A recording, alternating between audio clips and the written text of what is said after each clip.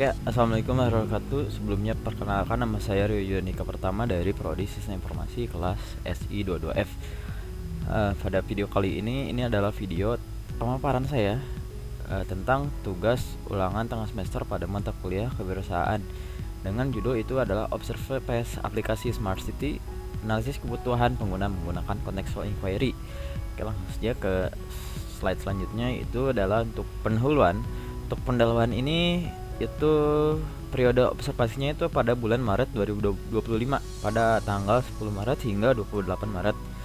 Nah, untuk metodenya sendiri saya menggunakan metode contextual inquiry.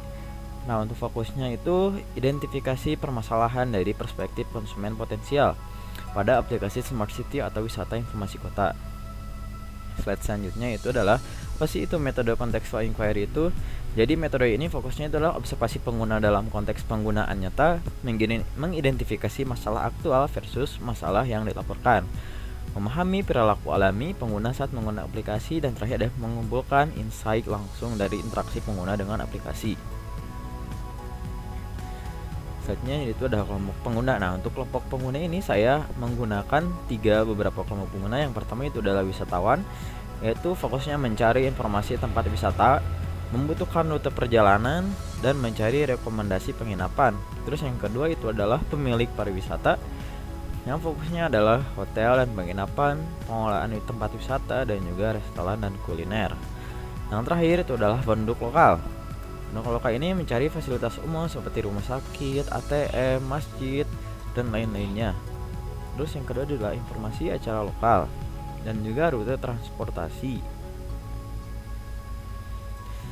Nah, terus ada itu permasalahan yang teridentifikasi selama saya melakukan observasi pada bulan Maret 2025. Yang pertama yaitu performa aplikasinya itu belum begitu optimal. Yang pertama adalah loading time yang lambat pada fitur Maps atau peta, dan penggunaan API yang belum optimal. Jadi API yang optimal itu semacam contoh, kita kasih contoh API cuaca. Nah, cuaca pada hari ini itu tidak sinkron dengan di aplikasi tersebut. Dan juga adalah performa yang rendah pada perangkat dengan spesifikasi rendah. Jadi aplikasi ini belum begitu berjalan optimal pada perangkat yang bisa dibilang low end device. Terus yang kedua itu adalah user experience, yang dimana UI tidak responsif di beberapa ukuran layar, dan juga navigasi yang kurang intuitif. Terus yang terakhir itu adalah kesulitan menggunakan fitur pencarian dan filter. Jadi pengguna itu masih agak kesulitan buat ngeklik fitur pencarian dan filternya juga gitu. Terus yang terakhir itu adalah konten, yang dimana konten ini adalah informasi yang belum lengkap terkait tempat-tempat tersebut, dan juga detail tempat wisata dan penginapan kurang informatif, semacam belum ada harganya, belum ada fasilitas yang dapat apa aja kayak gitu. Terus yang terakhir adalah integrasi rute perjalanan yang belum optimal. Jadi untuk rutenya itu belum begitu optimal ya, di beberapa perangkat juga beberapa pengguna mungkin agak cukup kesulitan gitu mencapai lokasi tersebut dengan rute perjalanan dari aplikasi ini. Terus adalah insight dari pengguna itu, yang pertama ada pola penggunaan itu 80% menggunakan akses fitur peta interaktif terlebih dahulu. Jadi sebelum kita tuh pasti pengguna menggunakan Maps gitu. Terus 60% lagi mengalami kesulitan mencari lokasi spesifik. Jadi karena permasalahannya itu belum rute perjalanan belum optimal, jadi kesulitan untuk mencari lokasi yang spesifik. Terus yang 75% lagi membutuhkan 30 detik untuk menemukan rute. Jadi agak cukup lama juga gitu. Misalkan saya mencari rute wisata ini, nah itu rutenya agak cukup memakan waktu lama, 30 detik itu apa, setengah menit. Dan juga pain points utamanya yaitu aplikasi lambat saat loading, peta 35% keluhan, dan juga kesulitan menemukan informasi spesifik 27%, dan juga UI kurang intuitif dan kurang menarik pada fitur pencarian 20%, dan juga ada rute perjalanan tidak akurat sebesar 60%. Selanjutnya itu ada beberapa kebutuhan pengguna yang kemarin pada bulan Maret saya dan juga tim sudah melakukan observasi juga. Yang pertama itu informasi rute wisata lengkap dan akurat. Nah, untuk bagi wisatawan itu harus informasi wisatanya lengkap dan akurat. Dan juga untuk perjalanan yang mudah diikuti, rekomendasi penginapan terdekat, dan juga performa aplikasi dengan koneksi internet terbatas.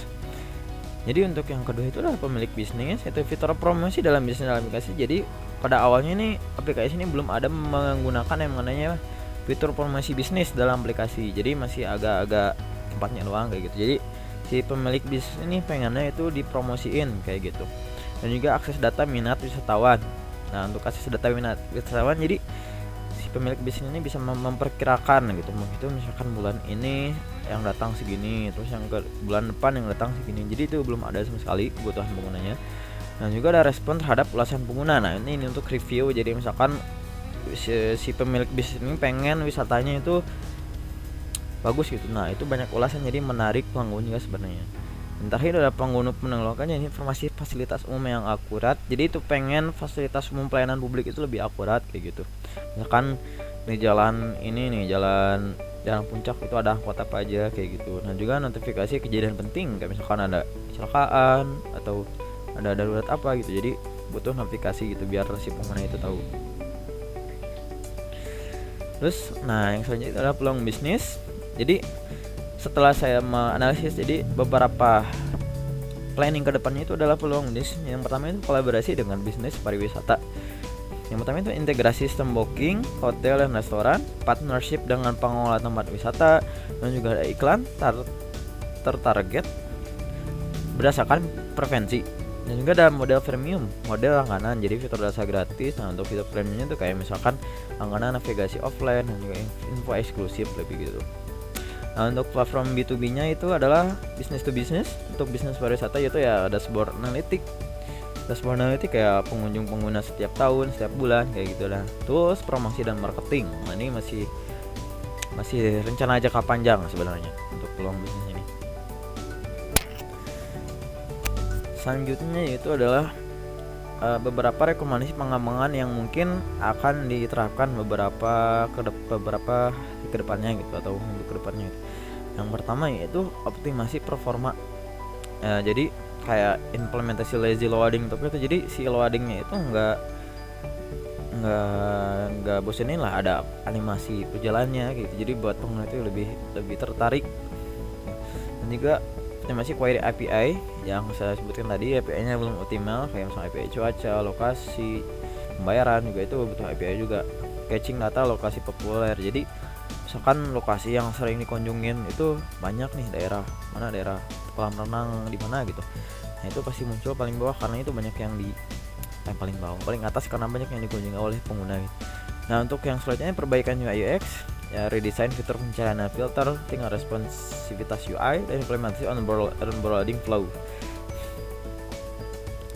Terus yang selanjutnya itu ada pengayaan konten. Jadi kontennya itu informasi detail, lokasi dan lebih lengkap, integrasi ulasan pengguna, dan juga konten multimedia kayak misalkan foto di galeri, foto di wisata sama video itu lebih banyak, lebih menarik. Juga ada strategi bisnis, program kemitraan dengan bisnis lokal kayak UMKM ya kayak gitu, misalkan makanan, minuman, baju kayak gitu. Dan juga ada sistem monetasi non intrusif semacam premium lah kayak gitu. Terus ada akuisisi pengguna via media sosial influencer, jadi lebih ke memfollow aplikasi ini melalui sosial media gitu. Influencer itu rekomendasi pengembangan selanjutnya sih. Terus ada kesimpulannya, jadi contextual query itu berhasil mengiritasi permasalahan pengguna. Fokus pengembangan ini adalah performa, UI UX, dan konten. Dan potensi aplikasi ini tidak hanya sebagai alat bantu wisatawan, tapi platform penghubung bisnis pariwisata dengan konsumen, dan juga meningkatkan nilai tambah aplikasi melalui solusi pain points yang teridentifikasi. Nah, oke, cukup sekian dari video pemaparan tugas ulangan tengah semester ini. Saya memohon maaf apabila ada kesalahan kata, pengucapan, dan juga beberapa tugas yang tidak begitu sesuai. Mungkin cukup sekian. Saya ucapkan wassalamualaikum warahmatullahi wabarakatuh.